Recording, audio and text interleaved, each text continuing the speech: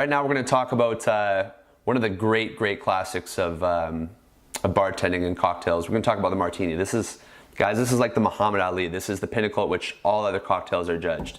We're going to throw down a little bit of history, which Kyle will get into, and then we're going to talk about techniques, some garnishes, and how to order it. So when you order it to either a bartender or you're taking an order, you know how to give it back to the guest exactly how they wanted it. So without further ado, let's get into some history. Yeah, so in the early 19th century, a lot of people were drinking a lot of vermouth, and the vermouth that caught the most traction was sweet Italian vermouth. So what this led to was a cocktail just called the vermouth cocktail, which was simply vermouth, bitters, water in the form of ice most of the time, and a twist.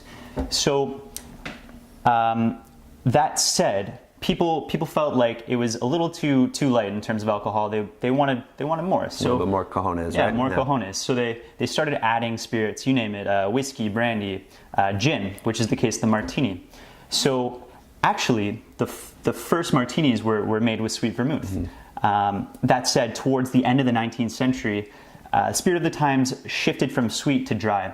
Drinks in general, people were wanting dry drinks. In fact, you'd be judged quite harshly for ordering something sweet at some points in our history. So this is kind of how the Martini evolved. Back in the late 19th century, if you asked for a dry Martini, it was just tell the bartender you want a dry vermouth and not sweet vermouth. Nowadays, we understand a dry Martini to be quite different. That's probably because the evolution of how people treat their spirits and their vermouth and the popularity of vermouth throughout the 70s, 80s, and 90s. James Bond. Don't forget about the James Bond era.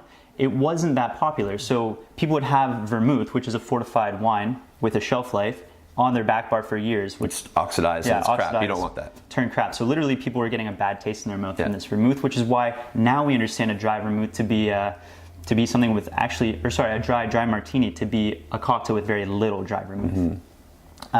So that said, you have some theories on why or how people should order these drinks? Well, I don't want it to be like a hard and fast, this is what you should and shouldn't drink. The Martini is about you. I treat it much akin to ordering a steak at a restaurant. You would never just say, make me a steak. Now, how'd you like your steak, sir? Blue rare, medium rare, Chicago. The Martini is very much the same. It's a drink that's entirely customizable, and within that there's a lexicon of a whole bunch of terms that you should know, like burnt, dirty, up, wet, stirred,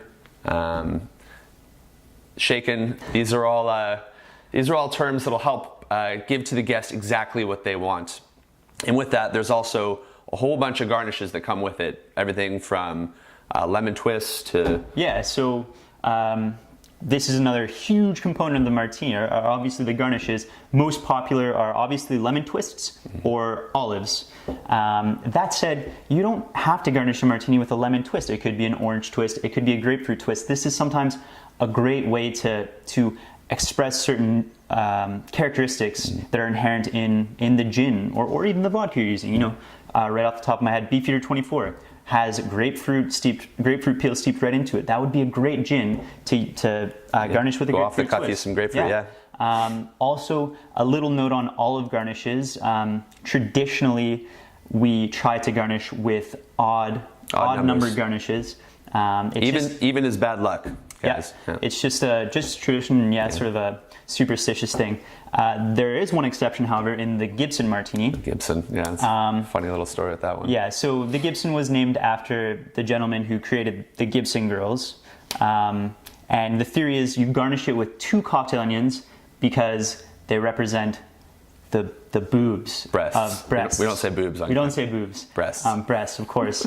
And so Gibson Girls was just one of the first ever American ideals of feminine beauty. So it is appropriate. With all these different terms, you're going to have that knowledge to give to your guests to get that order exactly how they want it. And that's very important to your guests. Is treat it like a steak. Treat it and present it with care and give it the right garnish. All right, out of all these terms, we got burnt, shaken, dry, wet, dirty, up, on the rocks. Let's just go through them, Kyle. Let's talk about dirty first. What's dirty in a Martini? Yeah, so all dirty means is you put in some olive brine, and that can change quite a bit depending on the olive brine you're using. Some olive brine is really salty, so you want to scale that back to probably honestly no more than quarter of an ounce or so, and then some olive brine is really light and kind of clean actually. So sometimes I've even gone up to 3/4 of an ounce of olive brine, depending on, you have to taste the olive brine and test for yourself how salty it is. Depends on the spirit as well, guys. Vodka picks up the brine quite easily, so a little bit's probably good. Whereas a nice bolstery, juniper heavy London Dry, you can feed it a little bit more. Mm-hmm. And then in terms of twists, right? So twists, your classic martini, you probably see with the lemon twist, or a swath, or a slice. That harkens back to the day of the James Bond, the Vesper. You can also do, let's say you have a gin like Beefeater 24 that's got grapefruit, it's got Japanese green sencha tea and Seville oranges. Maybe you go off the beaten path and do like a little grapefruit twist. Yeah, they're also, you don't have to just do the sort of typical sort of shoelace twist. You can make a nice big swath and really get all those oils, squeeze out the oils over the drink. One note of caution, I notice a lot of bartenders will, this is splitting hairs a bit, but I notice a lot of bartenders will kind of rub the rim with the swath or the twist. I'd just be wary of doing that, because what that does is it imparts the bitter qualities right on the edge of the glass. Yeah. Splitting hairs a bit, but every detail matters. And so, yeah, just some food for thought there. Okay, let's talk about wet versus dry. It sounds pretty easy, but you'd be amazed at how many people get this confused. Definitely a point of confusion for a lot of new bartenders. A dry martini actually is very little dry vermouth. It seems counterintuitive, and it is. Because you'd think, oh, make me a dry. Okay, get some dry vermouth in it. Exactly. But that's not the case. That said, it's not wrong, because originally that is what a dry martini was. Back in the sort of early 20th century, late 19th century, a dry martini was a good, healthy measure of dry vermouth. Sometimes even equal parts dry vermouth to gin or vodka. But the times have changed, and so we need to kind of deliver a drink to the guest that their palate is expecting and is used to. A wet martini, on the other hand, is a lot of vermouth. Giddy up. Just get in there with the vermouth. Yeah. That means the person, assuming you keep your vermouth properly and it's not oxidized, this can be a really nice way to enjoy a martini. In fact, one of the common ways of doing this is the 50-50. 50-50. Which uses equal parts, and it's delicious. You do a little bit of orange bitters, maybe an orange twist or a lemon twist. It's lovely. 50-50 martini, since we're talking about it, also known as the pre-prohibition martini, because that actually was more than likely that was the original proportions of gin to vermouth. Whether it was sweet or dry, it was probably half and half. So 1.5 ounces of gin to 1.5 ounces of vermouth. And Nate's absolutely right. In all likelihood, they probably put in a couple dashes of orange bitters. Cocktail bitters. Yeah. Let's talk about up versus on the rocks. Up simply means you stir it and you chill it neat without ice. And then rocks, self-explanatory, guys. You'll like their Manhattan or a martini on the rocks. Just put it on in a little rocks glass on ice. You can still keep the garnish, do a little twist, but it just simply means on the rocks. Let's get into burnt. This is a big one. A lot of people like it. It's really cool. I like getting these drink orders myself.